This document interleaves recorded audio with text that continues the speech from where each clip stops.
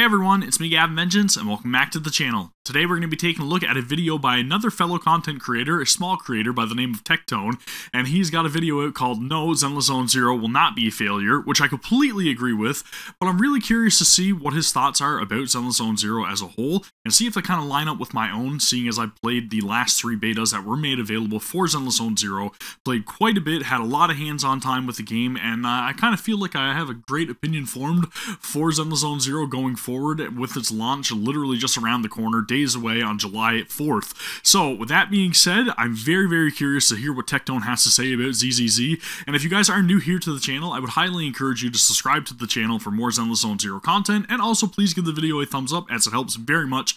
But with that being said, let's dive into it. Guys, we're going to go through everything right now. We're going to talk about this because I need to explain the over-hatred and the lack of care for Zenless Zone Zero. So I sent this, which I do kind of agree with. I do feel like there's a lot of like negativity and not as much hype right now currently for Zenless Zone Zero.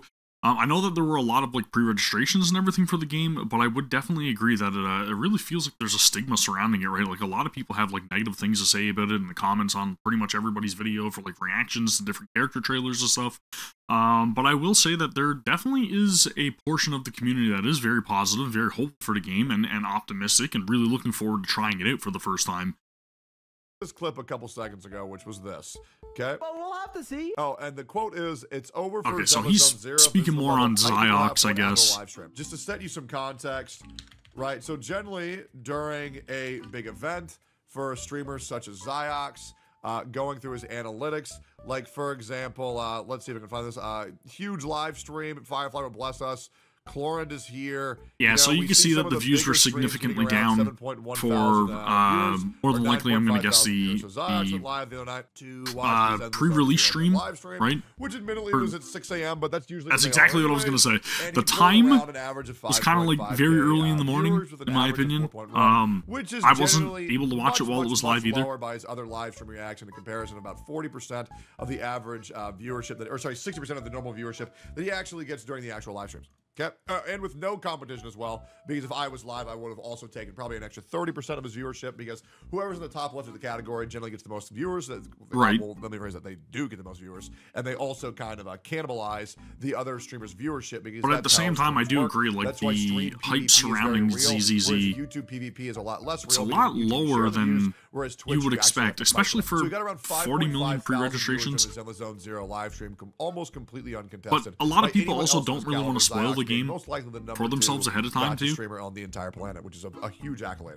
Okay, after the live stream was over, this was his reaction. But we'll have to see. As it stands right now, my take, I'm very question marked, in the sense of I'm gonna give the game a try, and then if I like it and if you guys like it, I'll keep playing it, and if you don't, or if I don't, then you know, we'll decide then. So that's pretty much the most a safe take though, right? That you can possibly give. Okay, that's pretty much. Yeah, I agree. That's 100% a safe take. It's like, well, if my views stay good, then I'll keep playing it, but if my views don't stay good, then I'm gonna not play it. Going very well, and when they're not.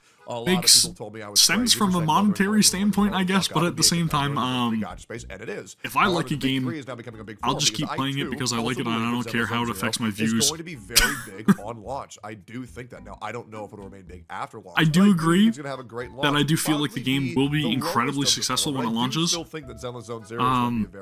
Ellen being the first banner, however, I don't know. Like, she's a great character, don't get me wrong. But I'm not sure if she has quite the appeal of some other characters, which I know that they're more than likely going to be saving for like subsequent patches. We're going to go by worldwide to keep it fair for everyone. Then we're going to look up Honkai Star Rail video game, and then we're going to pull up Wuthering Waves video game, and we're going to sort all the big names, which ZZZ will be competing with directly. Waves popped the fuck off and dropped very hard, which, by the way, if you go to my previous videos, I predicted exactly that was going to happen. Well, everybody wants to get into the game. They want to try it out. They want to see what the game has to offer. They want to explore. Once you guys are exhausted of all the content in the game, obviously it's going to drop off, and people are going to wait for the next patch. It happens with MMOs and stuff like that all the time. the second most profitable gacha game on the June 2024 revenue chart. That is what I believe. I believe r/gacha gaming will be losing their fucking minds, and if it's not top 2, it's certainly top 3. I think Wuthering Waves had would a great Jinsei fucking be? month. I don't They think had a Jinsei great would be launch. included in that, would she? What people are saying, I do Probably think just there were Jinlin, issues, but I do think which the again would company make sense. commented them enough to where people shouldn't turn their back on Wuthering Waves. And a lot of keep people your will eye have on this exhausted game, like a because I lot do of think Wuthering the Waves free is pulls and going to everything get that they have better and better gotten with to every that point. single So I would release, agree. but I do think think Wuthering it's gonna Waves is going to do require a full great. system reset, waiting all the way until 2.0 to get a full back in the swing of things and become even more relevant than it was, due to the fact that them having to hyper accelerate their launch from a 6-week development cycle to a 5-week development cycle, and now they're going to have to take the dreaded 7-week development cycle, which is very bad for keeping relevancy for your game. However, I understand why they're having to do that, and even more so, now they're going to be on the same release schedule as Zenless Zone Zero, which means there's going to be direct competition between the two every single time. Which is not a bad thing, though, right? But here's the thing. How well is it going to do on launch? Okay, well, let's pull it up. Okay, Zenless Zone Zero. So we pull this up right here, and you look, this is Zenless Zone Zero's relevancy. And as you can tell right now, 4 days away from launch, it doesn't look that good. Now, does it doesn't, but again, you also see very similar stuff here with Wuthering Waves as well, right? You could see right before it launches, not a whole lot of excitement, not a whole lot of interest. As soon as it launches, immediate like skyrocket, it just, the chart soars. You can see it represented right here. I think the same thing is going to happen for Zenless Zone Zero. I also do believe that Zenless Zone Zero probably will drop off at a very similar rate. But again, with the release of a subsequent patch, obviously you're going to see those peaks and valleys, right? It's normal for any gacha game. it? However, the thing that you have to understand is that the game, whether you want to think it's botted or not, there is 44 to 45 million pre-registers as of right now. Exactly. Whether you think that's botting or not, that's up for you to decide. Their marketing is trash. I think that is a point that's I don't up for think so. debate. I think their marketing Yes, is it could be trash better. for I don't think it's adults, horrible. but I At think least they for are Zoomer actually children, advertising. I actually think it's quite good. I think if you're Children? above the age of 26, you're not going to like their marketing. I think if you're below the age of 16, I think you're going to fucking love their marketing. And that's how I generally think it goes. I do think this is aiming for a lot younger of an audience. That's why they have a lot of characters talking about childs. Okay? Okay. That's a bad take. I think, honestly, in my opinion, a lot of that is to do with, like, a translation issue, because normally, like, you know, people refer to things that they're passionate about or things that they're very interested in as a hobby, or just, you know, for example, like cars, right? Like, if you're a car fanatic, you're going to refer to your car as your baby, and I feel like that's probably the translation issue that he's getting here. Because it does come off a little bit weird when a character like Grace calls a machine her child. But again, I really think that it's supposed to be, you know, more of like a term of endearment more than it is like, oh, you're my child. I really don't think that's the issue or the case when it comes to this. Again, maybe that's perceived a little bit more weird in Western audiences, which I can totally 100% understand, but she doesn't mean it as her child. She was literally just referring to it as her child, her baby, right? Again, I don't think it's weird. I think that's just trying to make something of nothing, in my opinion. That's what I genuinely think. Now, here's what we can infer. Okay, I need to That take I you disagree back with. around 5 years. So every single cycle of every game ever has the exact same trend.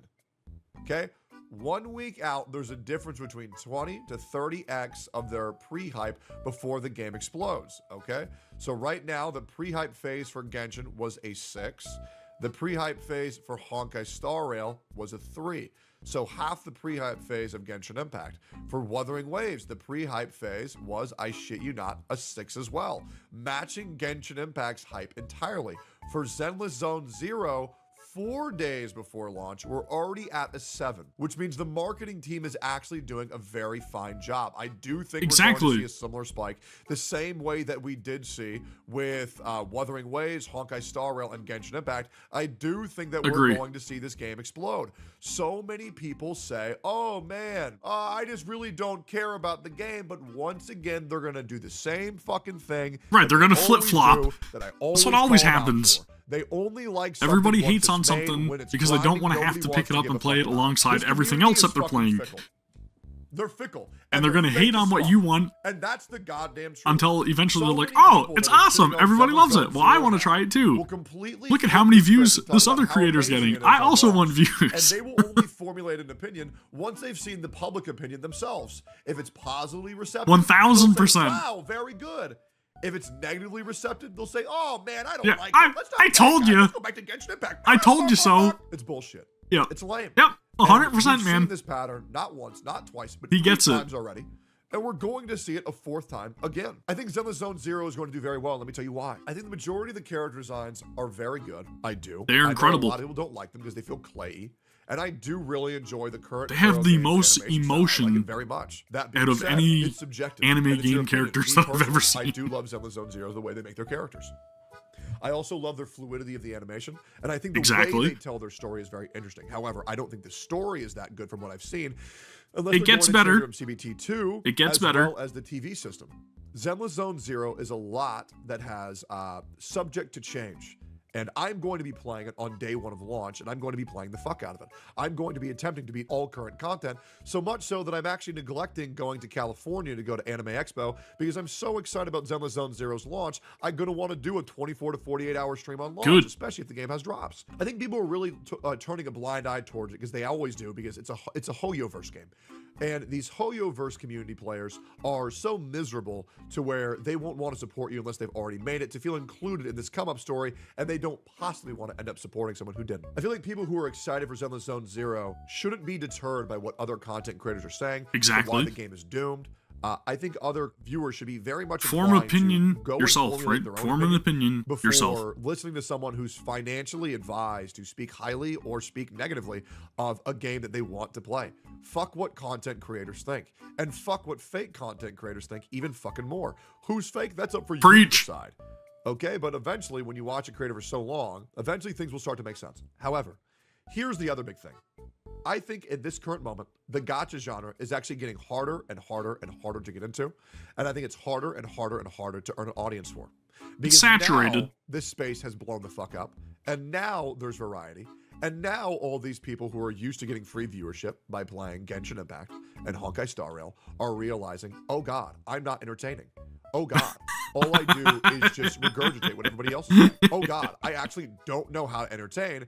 And if I'm not making a guide or saying something quirky, I have no idea how to run a fucking channel. And I think people are going to be overly negative towards games that don't guarantee them viewership.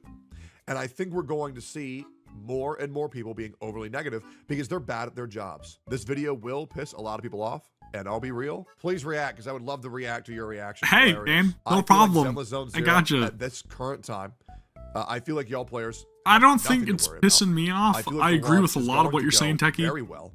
I once again think it's going to be. I definitely think that that's just probably a translation issue on the whole child thing right now. But I do think it is going to be a very viable game for furries and we, and also most importantly, I think Zenless. There's a lot of money in those communities, though. Audience out of any gacha game that's currently played, and that can.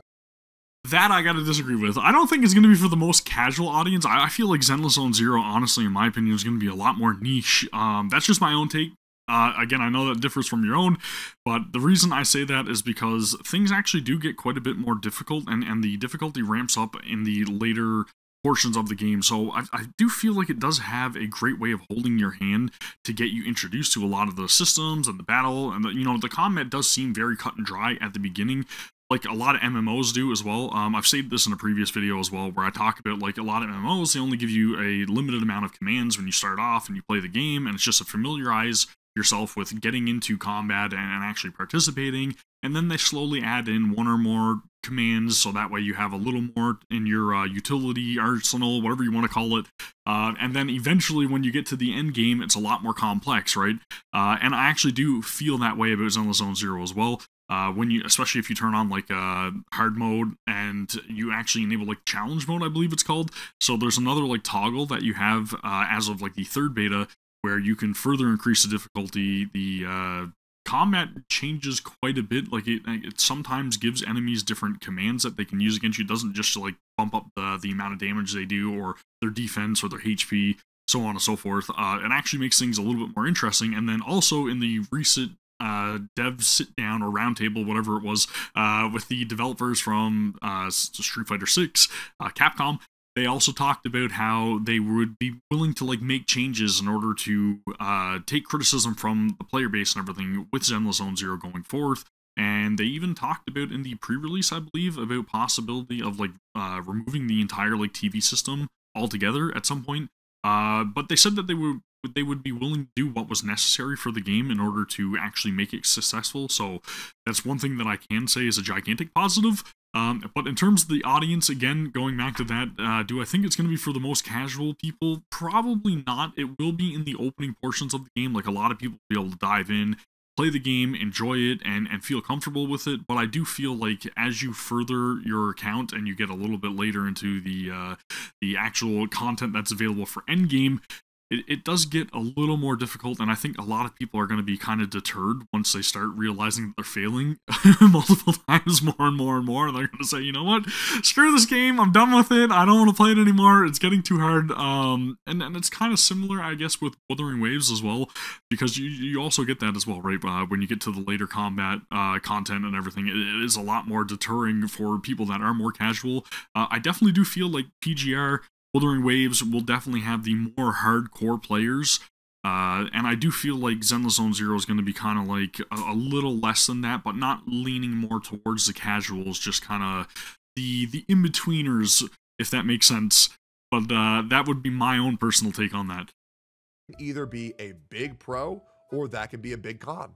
If you're looking for a game that you can really sink your time and effort into, I don't think Zenless Zone Zero is that game. I do think that if you are looking for a casual, fun combat game with goofy mini games that you can play during high school or middle school or during college, I think that this will be the game for you. But the question is, what are you looking forward towards in this game? Me personally, I'll answer your questions for you, Teccy. For me personally, I think that the game is more in line with what you're saying. It's not this gigantic open world for people to go and explore, at least not now, not this iteration of the game that we're going to be launching with on July 4th. But I do feel like this is more of a pick it up, play it, put it down, and then, you know, do your dailies, so on and so forth. But I do feel like it is definitely more like bite-sized content. But the one thing that I would argue is that where it does have a lot of like roguelike elements in the latter half of the game, the more endgame oriented stuff, it does kind of provide for a lot more replayability, because, you know, you're going to be tacked on with a lot of like different restrictions and everything as you explore the hollows, and that content could be a little bit more farmable, I guess, in terms of like a more lengthy duration of a play session, or just, again, I know, sure, you're going back and you're replaying stuff, but at the same time, you know, it kind of does lend itself to more of a bite-sized form.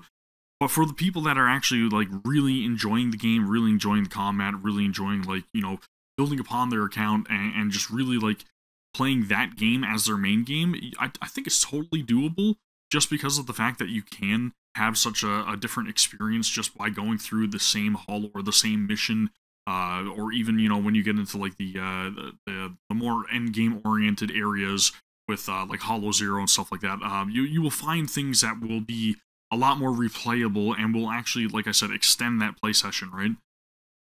I just want to see Nicole get fucked. And if I can spend $500 to play as the big wolf guy and fuck Nicole, I'm good to go. I don't think we're going to be going the Snowbreak route, though. China for them to revert the Nicole booby nerf. But if there is a dollar amount, please let me know. Because, or at least a Nicole skin that brings back them big old jugs. That shit was I'd like to awesome. see some more skin options as well, but obviously, you know, the game is obviously just going to be launching. But again, I agree with a lot of Teccy's takes in this video, but I've also disagreed with a few other things. Like, there's some hot takes here for sure, which is no surprise coming from Tectone. I will say, though, again, I do feel like the game will have a little more criticism when the game launches. I also do feel like a lot of people are going to kind of get deterred from it once they hit like the more end game areas. I do feel like a lot of people will go and support the game just because of the fact that it is a Hoyoverse game and it is the new game. Everybody wants to generate a lot of hype and everything for it.